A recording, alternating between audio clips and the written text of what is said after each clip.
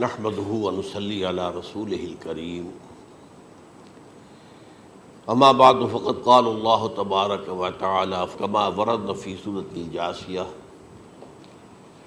اعوذ بالله من الشيطان الرجيم بسم الله الرحمن الرحيم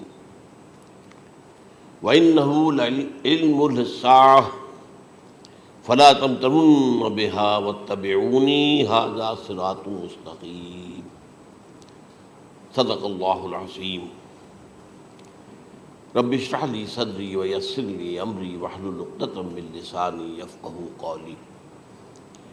اللہم ربنا الہمنا رشدنا واعذنا من شرور انفسنا اللہم ارنا الحق حقا وارزقنا اتباعہ وارنا الباطل باطلا وارزقنا اجتنابہ آمین یا رب العالمین۔ قادیانیت سے متعلق ایک بحث کا آغاز ہو گیا تھا، کیونکہ ہمارے علم میں یہ آیا تھا کہ قادیانیوں نے خاص طور پر ماڈل ٹاؤن کو اپنا ایک مرکز اور اپنا اڈہ بنانے کا فیصلہ کیا ہے، اور اس کا ہمیں تجربہ بھی حاصل ہو گیا۔ کچھ نوجوان اہل سنت کے نوجوان میرے پاس آئے تھے اور انہوں نے میری توجہ اس طرح منصرف کرائی کہ یہاں پر یہ اپنی جمعے کی نماز کے لیے اوپن گراؤنڈ استعمال کر رہے ہیں اور اس میں لگا لیتے ہیں پارٹیشن وغیرہ، اور بڑی یوں سمجھیے کہ بڑی مہم کے ساتھ دونوں طرف کی سڑکیں بند کر کے، اور جو بھی لوگ مسافر ہیں انہیں بھی دعوت دیتے ہیں کہ آئیں یہاں جمعہ پڑھیں، اور بعض لوگ مغالطے میں وہاں جمعہ پڑھ لیتے ہیں۔ تو اس کے حوالے سے انہوں نے کوشش کی کہ کچھ نہ کچھ اس سلسلے میں، کیونکہ انہوں نے مجھے لا کر قانون دکھایا۔ پاکستان میں جو قانون نافذ ہے وہ یہ ہے، چاہے یہ کہ وہ نافذ نہیں ہے بالفعل، لیکن ہے، قانون کی کتاب میں تو موجود ہے کہ قادیانی اپنے کوئی جو بھی ان کے نزدیک بھی ان کے مذہبی شاعر ہیں ان کو مسلمانوں کی شکل میں برملا علی الاعلان ادا نہیں کر سکتے، کیونکہ وہ تو دھوکہ دہی بات ہو گئی کہ لوگ سمجھیں گے یہ مسلمان ہی ہیں۔ اب جب انہیں، آپ کو معلوم ہے کہ ہماری پوری جو مرکزی اسمبلی تھی، نیشنل اسمبلی، اس کے فیصلے کے تحت قرار دیا گیا بالاتفاق کہ قادیانی غیر مسلم ہے، دائرہ اسلام سے خارج ہے۔ یہ تو فیصلہ وہ پارلیمنٹ کا اس بڑے پیمانے، بعد میں پھر ضیاء الحق صاحب کے زمانے میں یہ تو ہوا تھا، آپ کو معلوم ہے، بھٹو کے زمانے میں۔ تو ضیاء الحق صاحب کے زمانے میں اسی کی گویا کہ فردر سٹیپ کے طور پر یہ بات طے کی گئی اور قانون بنا دیا گیا کہ وہ اپنی مسجد کو مسجد نہیں کہہ سکتے اور مسجد کی صورت پر نہیں بنا سکتے کہ گزرنے والے کو یہ خیال ہو کہ یہ مسجد ہے۔ اسی طرح وہ اگر کوئی اسلامی شاعر کا ارتکاب کریں گے علی الاعلان تو بھی یہ قابل تعزیر ہے، جرم ہے۔ وہ اپنے کئی احاطوں کے اندر، اپنے گھروں کے اندر جو چاہیں کریں، لیکن کھلے میدان میں آ کر جو شاعر اسلامی بہرحال ان لوگوں نے سب کچھ اڈاپٹ تو کر رکھا ہے۔ سب سے بڑی بات تو وہ ہے کہ انہوں نے ایک جھوٹے نبی کا اقرار کیا ہے کہ وہ نبی ہے، اس نے ہمارے درمیان فصیل حائل کر دی ہے۔ اب جو اس کو مانتے ہیں ان کے نزدیک ہم کافر ہیں۔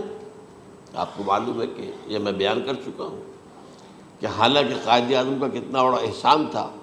کہ چودھری ظفر اللہ خان کو انہوں نے فارن منسٹر بنایا پاکستان کا، لیکن جب ان کا انتقال ہوا ہے قائد اعظم کا تو اس کی جنازے کی نماز میں شریک نہیں ہوا، وہ شخص موجود رہا۔ جو دوسرے ممالک کے سفراء آئے ہوئے تھے، ظاہر بات ہے وہ مسلمان تو نہیں تھے، کوئی عیسائی تھے یا کوئی اور تھے، ہندو تھے، بدھ تھے، جو بھی تھے۔ اب چونکہ قائد اعظم کا انتقال تھا ایک مملکت کے صدر کا، تو وہ لوگ سبھی موجود تھے، لیکن ظاہر ہے کہ وہ نماز میں شریک نہیں ہوئے، وہ مسلمان تو نہیں تھے۔ ان کے ساتھ کھڑا رہا یہ شخص۔ اس نے یہ بات، اور جب اس سے پوچھا گیا کہ تم شریک کیوں نہیں ہو تو اس نے کہا دیکھو بھائی، مجھے یا تو مسلمان سلطنت کا کافر وزیر سمجھ لو یا کافر سلطنت کا مسلمان وزیر سمجھ لو۔ میرے نزدیک یہ کافر سلطنت ہے، میں اس کا مسلمان وزیر ہوں کیونکہ میں قادیانی ہوں۔ اب تمہارے نزدیک یہ اسلامی مملکت ہے تو میں کافر ہوں، پھر میں اس کی نماز کیسے پڑھوں؟ تو بہرحال ان چیزوں کی وجہ سے جو دھوکہ دینے والا معاملہ ہو گیا، ورنہ کوئی اور لوگ ہوں یہاں پہ، ہمیں ان سے تعارض نہیں ہے۔ عیسائی بھی ہیں، اپنی تبلیغ کرتے ہیں، کوئی خلاف ان کے رد عمل نہیں ہوتا، الا یہ کہ کہیں یہ واقعہ پیش آ جائے یا کوئی یعنی خام خواہ کو شوشہ کوئی شرارتی لوگ اٹھا دیں کہ انہوں نے قرآن کی یہ جو ہے بے حرمتی کی ہے، تو یہ تو پھر تحقیق سے معلوم ہو سکتا ہے کہ واقعتاً کی تھی کہ نہیں کی تھی۔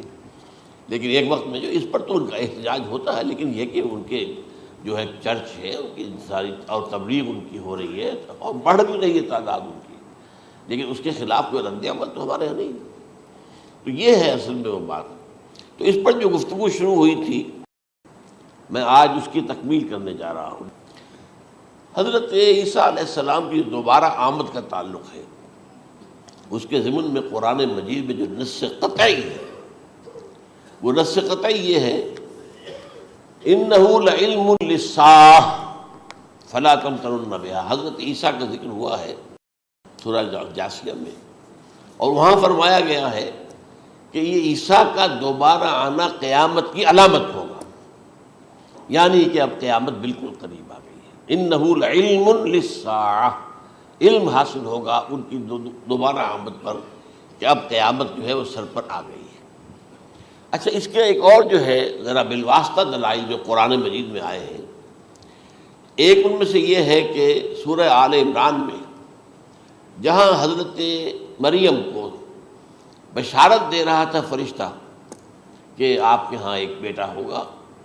وہ بڑی حیران تھی کہ میرے ہاں کیسے بیٹا ہو جائے گا، ماں کن تو بغیہ، میں تو کوئی بدکار عورت تو نہیں ہوں، نہ میری کوئی شادی ہوئی ہے ابھی۔ تو اس میں جو باتیں بیان کی تھی فرشتے نے، وہ جو بیٹا ہوگا اس کی کیا شان ہوگی، اس میں یہ الفاظ بھی آتے ہیں وَيُكَلِّمُ النَّاسَ فِي الْمَهْدِ وَكَهْلًا، وہ باتیں کرے گا، لوگوں سے گفتگو کرے گا جبکہ وہ پنگھوڑے میں ہوگا، بچہ ہوگا، گود میں ہوگا، اور کہل کے وقت، کہل کہتے ہیں جب آدمی عمر میں جو ہے 40-45 کا کسی بھی اوپر ہو جائے، آپ پہلے طفل کہتے ہیں، پھر جوان کہتے ہیں، عربی زبان میں شاب کا لفظ آتا ہے، بہت جوان، بڑی اچھی صحت میں ہے، اس کے بعد پھر ظاہر بات ہے ڈھلوان شروع ہوتی ہے، یہ کہل ہے۔ جب بڑھاپے کے آثار شروع ہوتے ہیں، بال سفید ہونے شروع ہوتے ہیں، تو یہ کہل، قبول۔ اب سوال یہ ہے اس گھوڑے میں بات کر دیں، یہ تو معجزہ ہے، لہذا اس کا ذکر یہاں پر مناسب ہے۔ یہ بڑے ہو کر بات کرنے کی کیا ضرورت تھی کہنے کی، وہ تو سبھی کرتے ہیں انسان، یہ اسی لیے کہ معلوم ہو کہ کہولت بھی انہیں آئے گی یار، حالانکہ آپ کو معلوم ہے سب مانتے ہیں، عیسائی بھی مانتے ہیں، سب مانتے ہیں، 33 برس کی عمر میں انہیں اٹھا لیا گیا،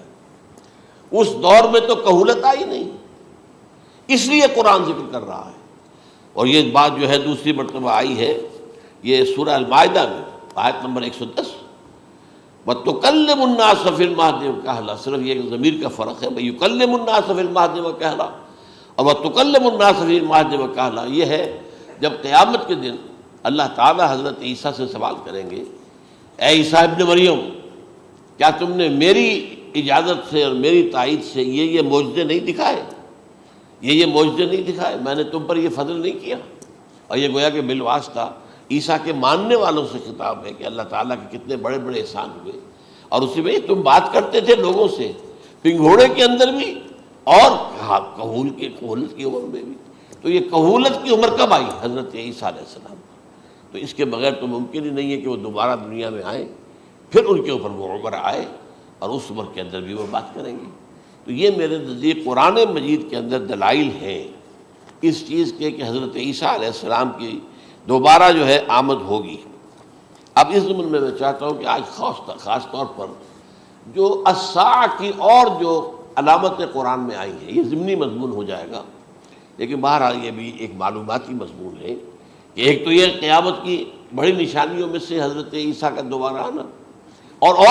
کیا کیا جو ہے باتیں بیان ہوئی ہیں وہ ذرا غور سے سن لیجیے۔ پہلی بات میں نے ہلکا سا حوالہ دیا تھا، ہم تو ایک لفظ قیامت بولتے ہیں، وہ قیامت جو ہے اتنا ہمارے نزدیک جامع لفظ ہے کہ جس میں وہ بھی جو زلزلۃ الساعہ آئے گا وہ بھی ہے، پھر جو نفخ روح، نفخ ساق ہوگا وہ بھی ہے، لیکن قرآن مجید سے معلوم ہوتا ہے کہ یہ الساعہ ہے، وہ گھڑی جس دن کے یہاں قیامت برپا ہوگی، زلزلہ آئے گا، شدید ترین حالات آئیں گے، فوری طور پر تمام انسان مر نہیں جائیں گے۔ جو ہے اس کا نقشہ جو کھینچا گیا ہے، یا ایھا الناس اتقوا ربکم ان زلزلۃ الساعۃ شیء عظیم یوم ترونها تذہل کل مرضعۃ عما ارضعت وتضع کل ذات حمل حملها وتری الناس سکارى وما هم بسکارى ولکن عذاب اللہ شدید، اے لوگوں ڈرو، اللہ کا تقوی اختیار کرو، اس لیے کہ قیامت کا زلزلہ بہت سخت شے ہے، بہت بھاری شے ہے۔ ان زلزلۃ الساعۃ شیء عظیم، جب پہاڑ چل رہے ہوں گے اور جو ہے انسان جو ہیں گے وہ جس طرح پروانے ہوتے ہیں، پتنگے ہوتے ہیں، ایسے اڑ رہے ہوں گے انسان، اور اس میں یہ بھی حال ہوگا کہ لوگ جو ہے ہر جو دودھ پلانے والی ہے وہ اپنے بچے کو بھول جائے گی۔ ظاہر بات ہے کہ اپنی پڑی ہوئی ہے مصیبت، حالانکہ سب سے زیادہ محبوب ترین شے دنیا میں اس سے اونچی محبت نہیں ہو سکتی جو ماں کو اپنے دودھ پیتے بچے سے ہوتی ہے، انہیں بھول جائے۔ تذہل کل مرضعۃ عما ارضعت، اور تمہیں ایسا محسوس ہوگا کہ لوگ کسی نشے کی کیفیت میں ہیں، یعنی وہ بدحواش ہیں، بدحواس ہو گئے، لیکن یہ کہ وما ہم بسکارى، اور وہ مدہوش نہیں ہوں گے، ولکن عذاب اللہ شدید۔ تو یہ ہے زلزلۃ الساعہ، وہ ایک خاص وقت جو ہے، ایک خاص گھڑی جس میں کہ یہ ہونا ہے۔ اس کے علاوہ قرآن مجید میں القارعہ، القارعہ والقارعہ وما ادراک ما القارعہ، یوم یکون الناس کالفراش المبثوث وتکون الجبال کالعہن المنفوش۔ اب یہ کیا ہے؟ یہ نقشہ ہے قیامت، یہ الساعہ، القارعہ الساعہ۔ اسی کے ساتھ قرآن میں آتا ہے الواقعہ، اذا وقعت الواقعۃ لیس لوقعتها کاذبہ، تو یہ خافضۃ رافضہ، یہ الفاظ سورہ واقعہ میں ہے۔ اسی طریقے سے اور جو ہے الحاقہ، ما الحاقہ وما ادراک ما الحاقہ، یہ تمام جو الفاظ قرآن مجید میں آئے ہیں یہ آئے ہیں الساعہ کے لیے، قیامت کے لیے نہیں۔ قیامت میں بعد میں بتاؤں گا آپ کو۔ چنانچہ 3 نفخے ہیں جو قرآن سے ثابت، نفخ فی الصور، اور اس نفخ فی الصور کا یہ عالم ہوگا یوم ینفخ فی الصور ففزع من فی السماوات ومن فی الارض الا من شاء اللہ، جس دن پھونکا جائے گا سور میں، اور اس وقت صورتحال یہ ہو جائے گی کہ جو بھی آسمانوں میں ہے، زمین میں ہے، سخت پریشانی اور سخت پشیمانی اور ایک طرح کے مرعوبیت اور خائف ہو کر رہ جائیں گے، الا ان کے کہ جن کو اللہ چاہے، اس کے کوئی ملائکہ مقربین ہوں گے۔ من فی السماوات فی الارض ہے، اس لیے ساتھ ہی یہ کہہ دیا گیا ہے، لیکن یہ باقی پورے لوگوں کے اوپر، پوری مخلوقات کے اوپر ایک جو ہے گھبراہٹ کی کیفیت طاری ہو جائے گی۔ تو یہ ہے پہلا فضا۔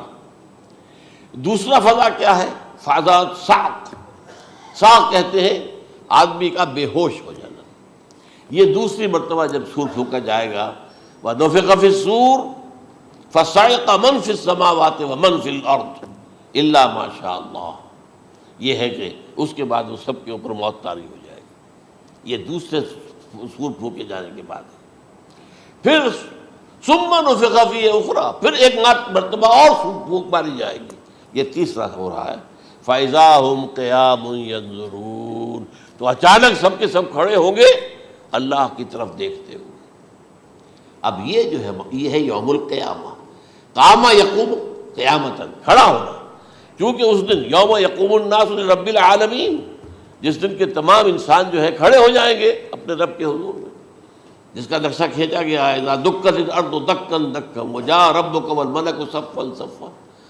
تو یہ سب کے سب انسان بھی جو ہے موجود ہوں گے، فرشتے صفے باندھے ہوئے ہوں گے، اور اللہ تعالیٰ جو ہے اپنے خاص عرش کے ساتھ، یحمل عرشہ ثمانیہ،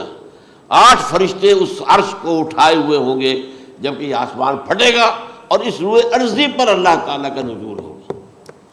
یہ جو ہے ہمارا یوم القیامہ یہاں ہے، یوم القیامہ ہی میں جو فیصلے ہونے یہاں ہونے، قصہ زمین برسر زمین، جو نیکیاں تم نے یہاں کمائی ہیں یا جو بدیاں تم نے یہاں جن کا ارتکاب کیا کا فیصلہ یہاں ہوگا۔ اس کے بعد واللہ عالم کچھ اور بھی چیزیں ہیں، لیکن یہ کہ وہ سب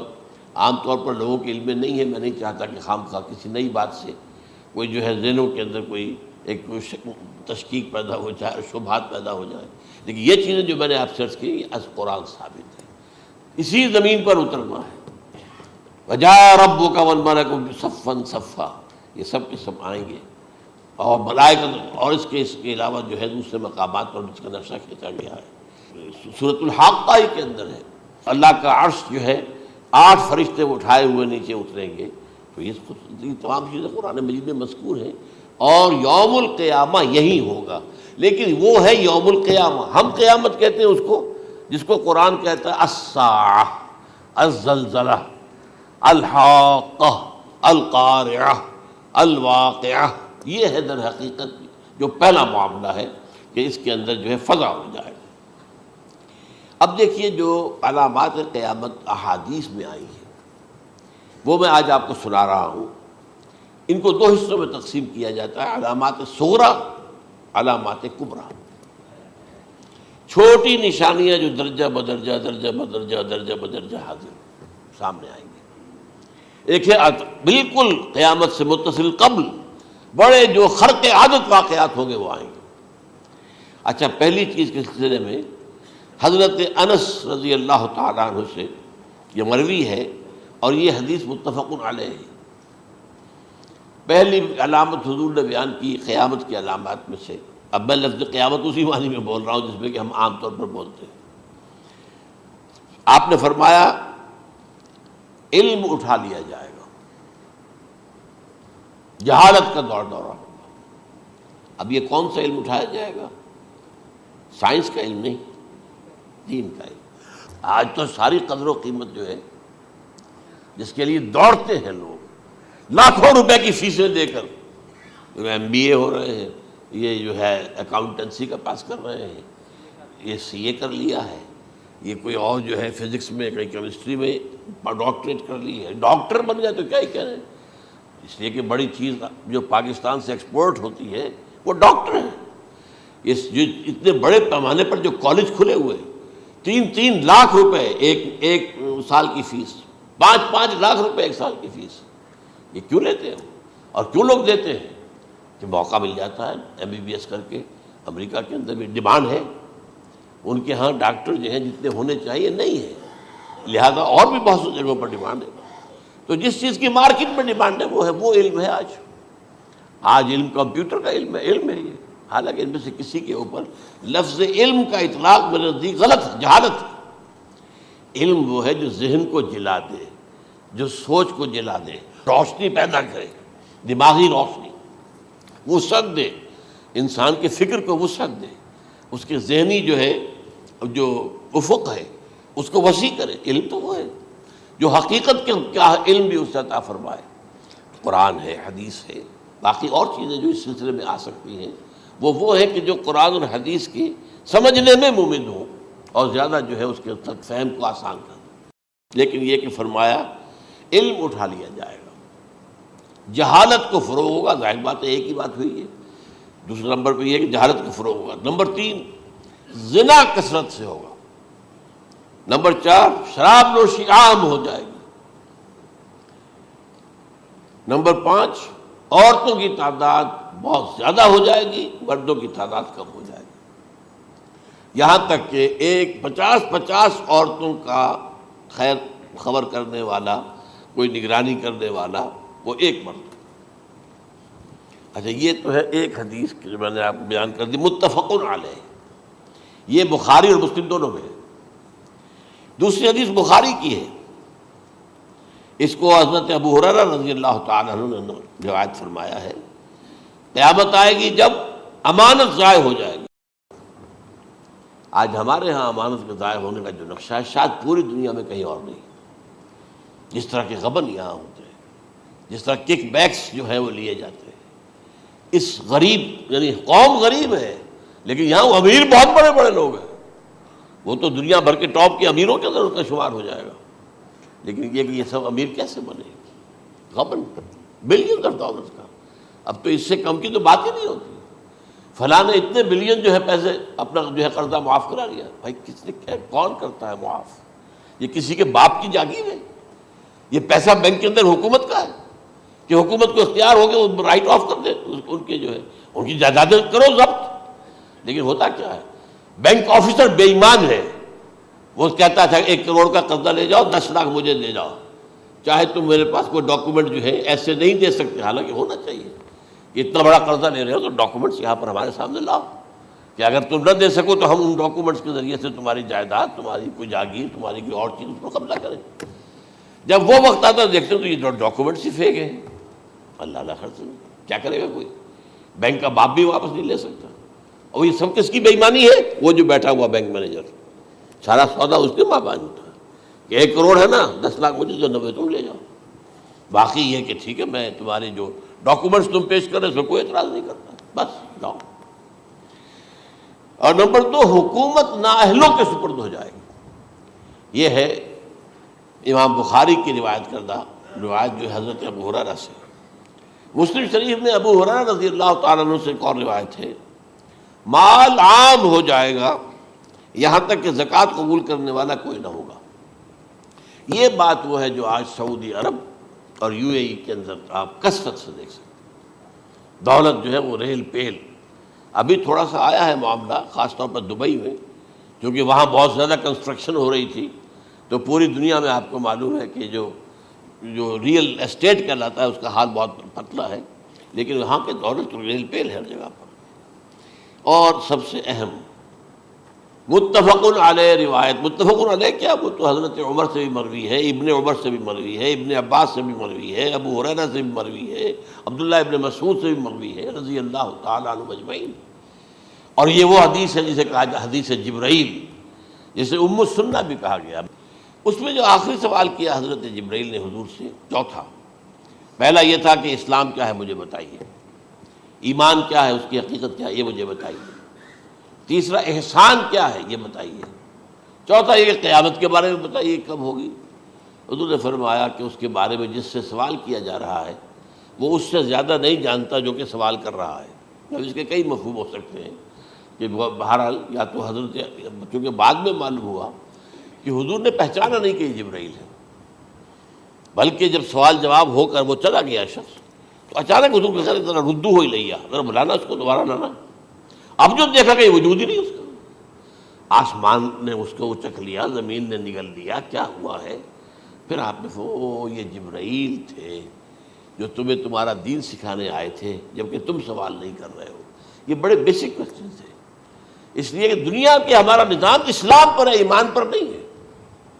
اس لیے کہ ایمان کو ویریفائی کر ہی نہیں سکتے۔ کیسے پتہ ہوگا اس میں ایمان ہے یا نہیں ہے؟ کوئی آلہ نہیں ہے، کوئی الیکٹروکارڈیوگرام ابھی تک ایسا نہیں ہے، کوئی جو ہے اور جو طریقے چل رہے ہیں وہ تو ان کے ذریعے سے یہ تو نہیں معلوم ہو سکتا ایمان ہے کہ نہیں۔ لہذا یہاں کا سارا نظام اسلام پر ہے، شہادت اللہ الہ الا اللہ وان محمد رسول اللہ، پھر ایک نظام بنا دیا، وہ اقام الصلاۃ و ایتاء الزکوٰۃ و صوم رمضان و حج البیت۔ اس میں بھی یہ ہے کہ اگر کوئی نماز کو نہیں مانتا تو کافر ہوگا، لیکن نماز پڑھتا نہیں ہے تو کافر نہیں ہے، فاسق ہے، فاجر ہے، گناہ گار ہے، کمزور مسلمان ہے۔ اس طرح زکوٰۃ کا منکر ہو جائے گا تو وہ کافر ہوگا، لیکن زکوٰۃ دے نہیں رہا ہے تو یہ گویا کہ گناہ گاری ہے، کمزوری ہے۔ تو اس حوالے سے نوٹ کر دیجئے کہ یہاں کا دنیا کا سارا اسلامی نظام اور سارا کانسٹیٹیوشنل اور لیگل سسٹم جو ہے اسلام کا وہ اقرار باللسان پر ہے، ایمان ہے وہ کہ جس کی بنیاد پر وہاں فیصلے ہوں گے۔ یہاں کوئی شخص مسلمانوں کا بڑا لیڈر ہے، بڑا علامہ ہے، بڑی اس کی قدر و منزلت ہے، اس کے ہاتھ چومے جا رہے ہیں، پاؤں چومے جا رہے ہیں، ہو سکتا ہے وہاں کہا جائے دفع ہو جاؤ، تمہارے دل میں ایمان نہیں تھا، تم نے یہ سب کچھ کیا تھا اس لیے کہ کہا جائے کہ بڑے عالم ہو، اور یہ کہا جا چکا فقط قیل، اب یہاں کچھ نہیں ہے تمہارے پاس۔ پھر فرشتوں کو حکم ہوگا کہ اس کو گھسیٹتے ہوئے جہنم میں ڈال دیں۔ 3 باتیں بیان کی آپ نے، یہی حشر اس کا ہوگا مالدار کا، اللہ پوچھے گا میں نے تمہیں بہت مال دیا، تم نے کیا کیا؟ وہ کچھ گنوانا شروع کرے گا، اللہ فرمائے گا جھوٹ بول رہا، قذبت، تم نے یہ خیرات و صدقات اس لیے کیے تھے کہ تمہاری سخاوت کے ڈنکے بج جائے، تعریفیں کی جائے، وہ کی جا چکی ہے، دنیا میں ڈنکا بج گیا، یہاں کچھ نہیں، وہ نیت دل میں کچھ اور تھی تمہارے۔ میں لیس البر ان تولوا وجوہکم والا قرآن مجید کا سبق ہمارا منتخب نصاب کا نمبر 2 بڑی تفصیل سے بیان کیا۔ یہی معاملہ ہوگا اس عالم کا، اللہ فرمائے گا میں نے تمہیں علم دیا، تم نہیں، وہ کہے گا میں نے علم پھیلایا لوگوں میں ہدایت کی، کوئی جھوٹ بول رہے ہو، تم نے تو صرف اس لیے کیا تھا، تمہاری نیت یہ تھی کہ بڑا عالم شخص ہے، بڑا فاضل شخص ہے، تو یہ سب کہا جا چکا۔ تو وہاں کا معاملہ جو ہے وہ اسلام پر نہیں ہے، یا آپ دکھائیں گے دیکھیے یہ میرا آئیڈینٹی کارڈ، اس پہ اسلام میرا مذہب لکھا ہوا ہے، یا یہ میرا پاسپورٹ ہے، آئیڈینٹیفیکیشن کے لیے دنیا میں عام طور پر یہ چیزیں ہوتی ہیں، کوئی تعلق نہیں۔ آخرت کا معاملہ کسی اور شے پر ہے، وہ تو ایمان دل میں ہے، اور تمہارے تمام جو حرکات ہیں، اعمال ہیں، ان سب کے اندر جب تک کہ اصل جو قوت متحرکہ ہے وہ اللہ کی محبت نہ بن جائے، اخلاص للہ، بحب اللہ للہ، اور یہ کہ یہ تمام چیزیں جیسا کہ فرمایا، ایک حدیث بڑی پیاری ہے، ایمان کی تکمیل کی علامت کیا ہے؟ فرمایا من احب للہ وابغض للہ ومنع للہ واعطى للہ فقد استکمل الایمان۔ جس شخص کے نے محبت جس سے بھی کی، اللہ کے لیے کی، اپنے مفادات کے لیے نہیں، رشتہ داری کی بنیاد پر نہیں، محبت اوپر ہو جائے، رشتہ دار کا حق ہے دو، بیوی کے حقوق ہیں دو، لیکن محبت یہ اللہ کے لیے ہو کہ فلاں شخص سے مجھے محبت اللہ کے لیے، اور اگر نفرت رکھی تو اللہ کی وجہ سے رکھی، اس لیے رکھی کہ وہ اللہ کے دین سے دور ہے، وہ اللہ کے راستے پر نہیں آ رہا ہے، وہ فسق و فجور کی جو ہے زندگی کو آ رہا۔ اس میں بھی یہ ہے کہ یہ نہیں ہے تعلق قطع کر لو، تعلق قطع کرو گے تو تبلیغ اور اصلاح کا موقع کہاں رہے گا، لیکن دلی محبت نہیں ہوگی اس سے۔ تو اگر محبت ہے تو اللہ کے لیے، اور نفرت ہے تو اللہ کے لیے، اور کسی کو کچھ دیا ہے تو اس لیے کہ اللہ کا حکم ہے کہ دوں، اور کسی سے کچھ روکا ہے تو اس لیے کہ اللہ کا حکم ہے کہ روکوں، اس کو نہیں دینا ہے۔ فقد استکمل الایمان، تو اس شخص نے ایمان کی تکمیل کر لی۔ یہ ہے اصل جو ڈیسائیڈنگ فیکٹر ہے، وہ یہ ہے۔ اور اس ایمان کی پہلی علامت کیا ہے؟ کیسے معلوم ہو میرے اندر ایمان ہے؟ پہلی علامت سب سے کم تر درجے کا ایمان، اس میں فرمایا گیا اذا اساءت کا سیئۃ وحسنت کا حسنۃ فانت مومن، اگر کوئی اچھا کام کر کے خوشی ہو اور کوئی برا کام ہو جائے تو ملامت ہو، یہ کیا کر بیٹھا، یہ میں نے کیا کیا ہے، یہ مجھے نہیں کرنا چاہیے تھا، یہ اگر احساس ہے نیکی اور بدی کا تو تمہارے اندر ایمان ہے۔ یہ ایمان ہے ادنا درجے کا، اور وہ ایمان من احب للہ ہے،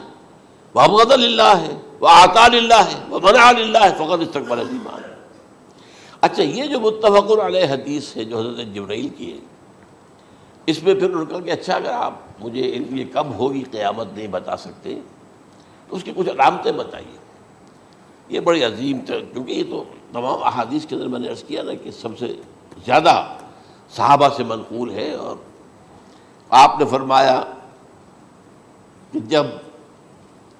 لونڈی اپنی مالکہ کو جنے گی اور تم دیکھو گے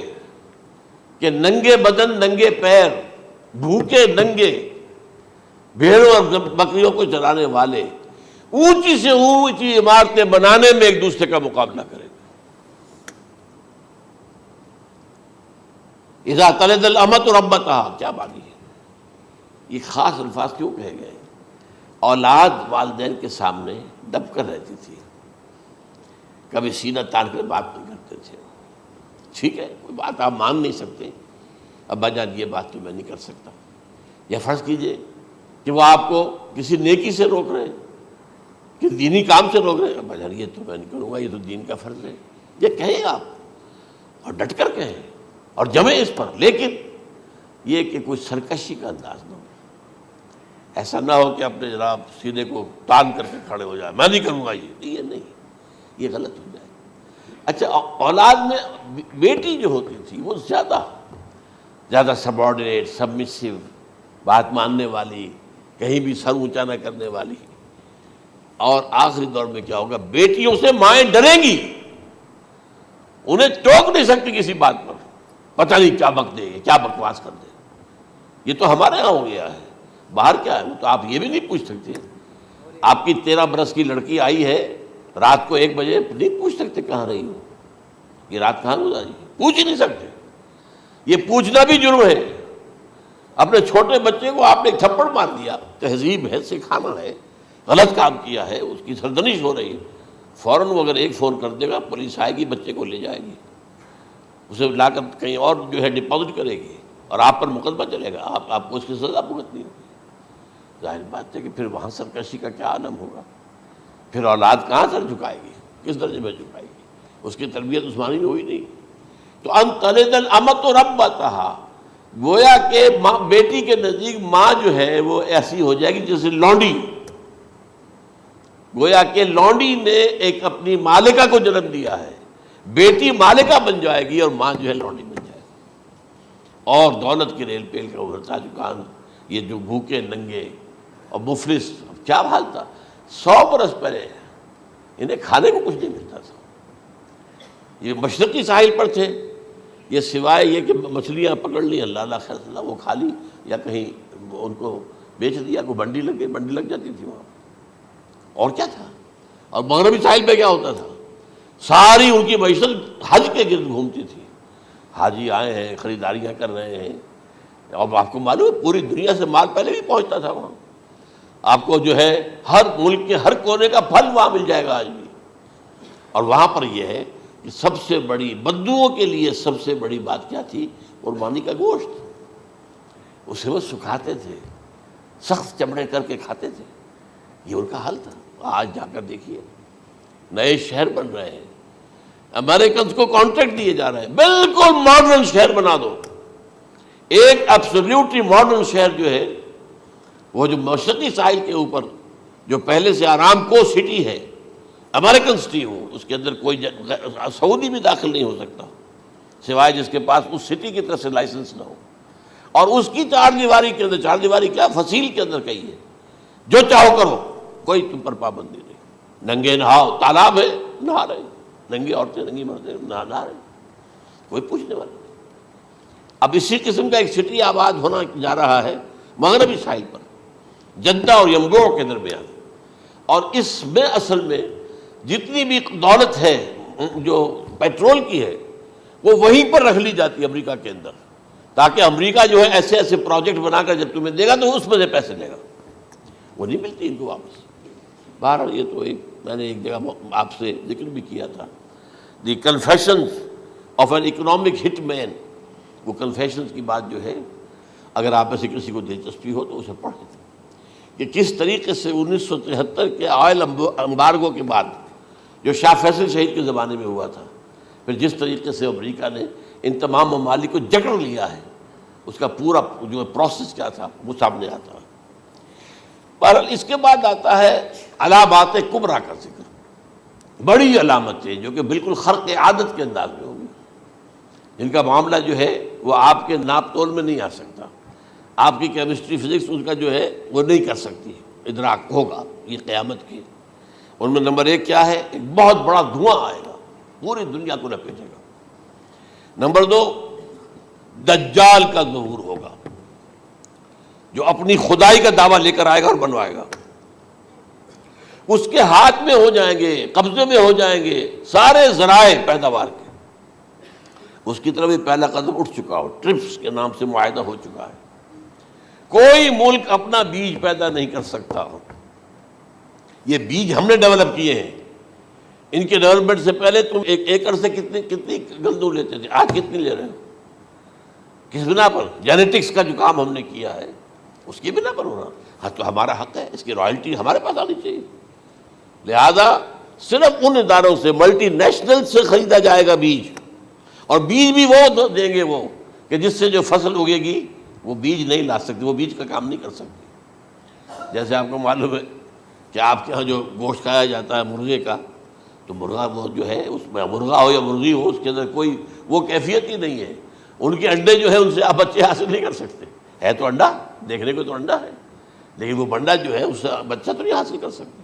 ایسے ہی وہ گندم کا بیج دیں گے، نظر آئے گی گندم، لیکن اس کے اندر وہ صلاحیت نہیں ہے کہ اس سے جو فصل اگے گی اس کا نتیجہ جو ہے وہ بھی آپ لے سکیں۔ یہ ہونا ہے، اللہ جانے، قدم اٹھ رہے ہیں ادھر۔ پھر یہ ہے کہ دابۃ الارض، زمین سے ایک حیوان نمودار ہوگا، زمین شق ہوگی۔ ابھی میں کہہ رہا ہوں خرق عادت ہے، یہ چیزیں وہ نہیں ہیں جو ہماری کسی حساب کتاب میں جو باتیں پہلے آئی ہیں وہ تو حساب کتاب میں آ رہی ہیں، ساری سمجھ میں آ رہی ہیں، ساری چیزیں مشاہدہ ان کا ہو رہا ہے، لیکن یہ ہے کہ دابۃ الارض، یہ کہتے ہیں کہ کوہ صفا، اس میں تو نہیں ہے حدیث میں، کوہ صفا پھٹے گا اور اس میں سے ایک حیوان دابہ وہ ظاہر ہوگا، تو اسی لیے فرمایا ہے وَإِذَا وَقَعَ الْقَوْلُ عَلَيْهِمْ أَخْرَجْنَا لَهُمْ دَابَّةً مِّنَ الْأَرْضِ تُكَلِّمُهُمْ، تو ہم اندر سے پیٹ کے چیر کر زمین کے پیٹ کو ایک حیوان کو برآمد کریں گے جو انسانوں سے بات کرے گا، گفتگو کرے گا۔ نمبر 4 طلوع الشمس من المغرب، یہ بھی خرق عادت، سورج تو طلوع ہوتا ہے مشرق سے، غروب ہوتا ہے مغرب میں، لیکن اس وقت معاملہ الٹا ہو جائے، یعنی جو کائنات کے اندر جو گڑبڑ ہوگی کچھ سمجھ میں بات آتی ہے کہ یہ معاملہ جو ہے یہ تو اس پورے سولر سسٹم کو اگر بدل دیتے ہیں تو مشرق مغرب ہو جانا، مغرب مشرق ہو جانا، یہ سمجھ میں آنے والی بات ہے۔ اس کے بعد ہے عیسیٰ ابن مریم کا نزول، جس کے بارے میں آج میں نے گفتگو کی ہے تفصیل سے۔ یہ نزول ہونا ہے، یہ علامات قیامت میں سے حضور نے بیان فرمایا ہے، اور قرآن مجید کی جو اصطلاحات ہیں اس کے حوالے سے میں نص قطعی جو ہے وہ میں آپ کے سامنے رکھ چکا ہوں۔ پھر یاجوج ماجوج کا ایک معاملہ ہے، یہ میں ابھی اس وقت زیادہ اس پر بات نہیں کر سکتا۔ حضرت عیسیٰ علیہ السلام کے نزول کے بعد 2 کام ہوں گے، یہودیوں کا قلع قمع ختم، تمام یہود، ایک کام تو یہ ہونا ہے، اور نمبر 2 عیسائیت کا ختم ہو جانا۔ عیسائیت کی نفی کر دیں گے، بھائی تم مجھے خدا کا بیٹا بنائے بیٹھے ہو، میں تم خدا کا بیٹا نہیں ہوں، میں تو اس کا بندہ ہوں، رسول ہوں، میں نے تم سے کب کہا تھا کہ مجھے خدا کا بیٹا بناؤ۔ نمبر 2 یہ کہ وہ خنزیر کو قتل کر دیں گے، یعنی یہ تم نے خنزیر کب سے کھانا شروع کر دیا، میں تو تم کو نکاح اجازت دے کر گیا تھا، یہ تو شریعت موسوی میں حرام تھا، اور میں کہہ کر گیا تھا کہ یہی شریعت تم پر لاگو رہے گی، ہاؤ کم تم نے کیسے یہ؟ آج بھی بہت سے رومن کیتھولکس جو ہے وہ سور نہیں کھاتے، وہ اس میں ہے ان کے اندر کچھ نہ کچھ بات جو ہے جو حضرت عیسیٰ کی تعلیمات کا کچھ اثر ان کے ہاں ہے۔ میں تو ایک مرتبہ، یہ 1971 کی بات ہے، 4-5 دن کے لیے برسلز میں رکا تھا، اس لیے کہ وہاں مجھے ایک صاحب نے خط لکھا تھا کہ وہاں ایک نوجوان ہے، ابھی اس ایمان لایا ہے، اور اس کے کچھ مسائل ہیں، ہم کوشش کر رہے ہیں ان کے مسائل حل کریں، آپ بھی جا رہے ہیں۔ میں انگلینڈ جا رہا تھا تو واپسی پر آپ ان کے یہاں چند دن ٹھہرے، میں حیران ہوا، ویسے اس نے مجھے اپنے گھر ٹھہرایا نہیں، اس لیے کہ ماں باپ تو اس کے کرسچن تھے، اور پولیس کا چیف آفیسر اس کا باپ تھا، چیف آف پولیس فورس۔ اس نے مجھ سے 1 دن کھانے پہ بلایا، میں سے ہوٹل میں ٹھہرایا مجھے، اس نے کہا آپ اطمینان سے یہاں کھانا کھائیں، اس گھر میں نہ آج تک کوئی شراب کی بوند آئی ہے اور نہ ہی کوئی بوٹی آئی ہے سور کی۔ رومن کیتھولکس، اب اکلوتا بیٹا تھا یہ، عبدالعزیز اس نے بعد میں نام رکھا، وان کینٹر اس کا نام تھا جو کہ اوریجنل تھا، پھر اس نے نام رکھا عبدالعزیز وان کینٹر، پرانا نام بھی بہرحال رکھا۔ نہایت خوبصورت، 28 سال کی عمر تھی، اور اس وقت میں نے دیکھا تھا کہ اس کی فقہی معلومات جو ہے میری معلومات سے 10 گنا زیادہ۔ اس کی وجہ کیا ہے؟ وہ گیا تھا موراکو میں ایز اے ٹیچر ملازمت کرنے، پیسہ کمانے، وہاں وہ مسلمانوں سے اس کا ہوا ربط ضبط ہوا، اسلام کی تعلیمات سامنے آئی، اسلام لے آیا، اب اکلوتا بیٹا ہے، اور ماں باپ جو ہے کرسچن کیتھولکس۔ جب وہاں سے واپس آیا تو پھر کہتے ہیں کہ ہمارے درمیان ایک معاہدہ ہے، وی آر لیونگ ٹوگیدر، لیکن یہ معاہدہ ہے ہم مذہب پہ بات نہیں کریں گے، بس باقی جو بھی ہے وہ ساتھ رہ رہے ہیں۔ لیکن میں حیران ہوا، مجھے معلوم نہیں تھا۔ اچھا، اس کے بعد اس نے جب اسلام کا فیصلہ کیا تو اس کے سامنے سوال آیا کون سی فقہ اختیار کروں، تو اس نے بڑی جو ہے تھورو اسٹڈی کی ہے تمام فقہوں کی، کمپیریٹو اسٹڈی، ان کو کرنے کے بعد پھر فائنل فیصلہ اس کا یہ تھا کہ حنبلی فقہ میں اختیار کروں گا۔ 4 فقہوں میں سب سے لیٹسٹ حنبلی ہے، یعنی حنفی نمبر 1، پھر مالکی نمبر 2، پھر اس کے بعد شافعی نمبر 3، پھر یہ امام احمد ابن حنبل ہے۔ اور امام احمد ابن حنبل کے زمانے تک احادیث بہت بڑے پیمانے پر جمع ہو چکی تھی، جبکہ ابھی حضرت امام ابو حنیفہ کے زمانے میں کوئی اتنا زیادہ جو ہے حدیث کا بھی ذخیرہ نہیں بنا تھا۔ اسی پر تو لوگ حیران ہوتے ہیں کہ زیادہ حدیث امام ابو حنیفہ کے علم میں نہیں تھی، لیکن مجال ہے کہ ان کا کوئی فتویٰ جو ہے کتاب و حدیث کے، کتاب اور سنت کے خلاف ہو، اگرچہ انہوں نے صاف کہا کہ اگر تم پاؤ کوئی ایسی سچی حدیث، پختہ حدیث جو میری کسی رائے کے خلاف ہو تو میری رائے کو دیوار پر دے مارنا اور اس صحیح حدیث کی پیروی کرنا۔ لیکن ویسے اس کے بعد یہ کمال یہ ہے کہ بہت ہی کوئی شاذ معاملہ ہے کہ جس میں ان کا کوئی فتویٰ وہ کتاب و سنت کے منافی ہو یا سنت کے منافی ہو۔ کتاب پہ تو سوال پیدا نہیں ہوتا، کتاب تو ساری ان کے سامنے موجود تھی۔ اس کے بعد یہ ہے کہ یاجوج ماجوج، جس میں بتا رہا تھا آپ کو کہ جب عیسائیت بھی ختم ہو گئی، یہود ویسے ختم ہو گئے، استیصال ہو گیا، جڑ کٹ گئی، اب عیسائیت گویا کہ اسلام میں ضم ہو گئی، عیسائیت مذہب ختم، یہودی خود ختم، اب یہ طاقت کتنی ہو جائے گی؟ تقریباً 2/3 دنیا آ گئی، تمام اب عیسائی 2 ارب کے قریب ہیں، 1 ارب 90 کروڑ ہوں گے، یا مسلمان بھی 1 کروڑ 50-60 لاکھ ہیں، دونوں کو جوڑ لیجیے کتنے ہو گئے؟ 6 ارب کل آبادی ہے۔ لیکن اس کے بعد آتا ہے یاجوج ماجوج کا خروج۔ یہ یاجوج ماجوج میرے نزدیک چائنا اور رشیا ہے، ان کی مجموعی طاقت اتنی ہوگی، اور یہ اس طرح آئیں گے ہر اونچائی پر سے اترتے ہوئے، پھسلتے ہوئے، جیسے 1962 میں جب وار ہوئی تھی بٹوین چائنا اینڈ انڈیا 1962 میں، تو وہ اس وقت کا نقشہ مجھے آج بھی اخبارات میں پڑھتا تھا تو یاد، waves after waves of Chinese soldiers were coming down the slopes of Himalayas۔ یہ تو وہ ہے نا جن کی تعداد کا کوئی حساب نہیں ہے، اور رشیا اور یہ مل کر جو ہے، میرا اندازہ یہ ہے کہ جب پہلے ملحمۃ العظمیٰ ہوگی وہ عیسائیوں اور مسلمانوں کے درمیان، اس وقت یہ دونوں پاورز نیوٹرل رہیں گی، لیکن غالباً یہ بات طے کر لیں گی کہ ویپنز آف ورلڈ جو ہے ماس ڈسٹرکشن، یہ استعمال مت کرنا، اگر یہ ویپنز آف ماس ڈسٹرکشن استعمال کرو گے تو ہم میدان میں آ جائیں گے۔ اس میں وہ جنگ جب ہو چکے گی، پھر حضرت عیسیٰ کو فتح حاصل ہو جائے گی، اور پھر یہ کہ یہودیت ختم ہو جائے گی، عیسائیت بطور مذہب ختم ہو کر اسلام میں ضم ہو جائے گا، پھر وہ 40 برس کا عہد حکومت ہے حضرت عیسیٰ علیہ السلام۔ لیکن جب یہ فتح ہو جائے گی ان پر، اب یاجوج ماجوج آئیں گے، اور اتنی تعداد میں آئیں گے کہ بحیرہ طبریہ جو ہے اس کا سارا پانی پی جائیں گے۔ یہ تو اگر آپ کو کبھی اندازہ ہو یا کوئی آپ جانیں ان لوگوں کو جو ان چینیوں سے واقف ہیں، وہ کہتے ہیں زمین پر ہلتی ہوئی کوئی چیزوں سے وہ چھوڑ کے کھا جائیں گے، جہاں وہ جاتے ہیں ایز اے لیبرر، وہاں کے جو سارے کتے ہیں ختم، ساری بلیاں ختم، ہر شے، وہ جو سانپ کھاتے ہیں، ہر چیز کھاتے ہیں، اور یہ تمام ایسٹرن کنٹریز کے اندر ہوتا ہے، بڑی ڈیلیشس ڈشز ہیں یہ سانپ وغیرہ وغیرہ، اور یہ جس طرح کھا جائے، پانی پیا ایک قطرہ نہیں رہے گا اس پر۔ تو پھر جو ہے اللہ تعالیٰ اس وقت جو ہے اس میں ایک ایسی بیماری پیدا کرے گا، یہ سب مر جائے، یہ معجزے سے ہوگا، یعنی ان کے اوپر فتح جو ہے وہ عام لڑائی کے ذریعے سے نہیں ہوگی، بلکہ اس کے اوپر فتح جو ہوگی وہ اللہ تعالیٰ سے بوجھ، ایک بیماری پیدا ہوگی، سب مر جائے گا، اور اس کے بعد اللہ تعالیٰ ایسے پرندے بھیجے گا بڑی لمبی لمبی گردنوں والے، وہ ان سب کو کھا جائیں گے، جیسے ہمارے ہاں گدھ ہوتے ہیں، وہ ان کو صاف کر دیں گے، ورنہ تو یہ ہے کہ پوری دنیا کے اندر جو بدبو اور جو پیدا ہوتا معاملہ اس سے، تو اس نوع انسانی کی بقا ممکن نہیں تھی۔ ان کے خاتمے کے بعد پھر یہ ہوگا کہ حکومت اسلامی جو ہے پوری دنیا میں حضرت مسیح علیہ السلام کی ہوگی، 45 برس وہ رہیں گے، اسی میں وہ کہلن بھی آ جائے گا، وہ فی المہد و کہلن جو میں نے شروع میں بیان کیا تھا، اسی میں پھر یہ ہے کہ وہ شادی بھی کریں گے، ان کی اولاد بھی ہوگی، اور پھر ان کا انتقال ہوگا تو حضرت حضور صلی اللہ علیہ وسلم کے حجرے میں،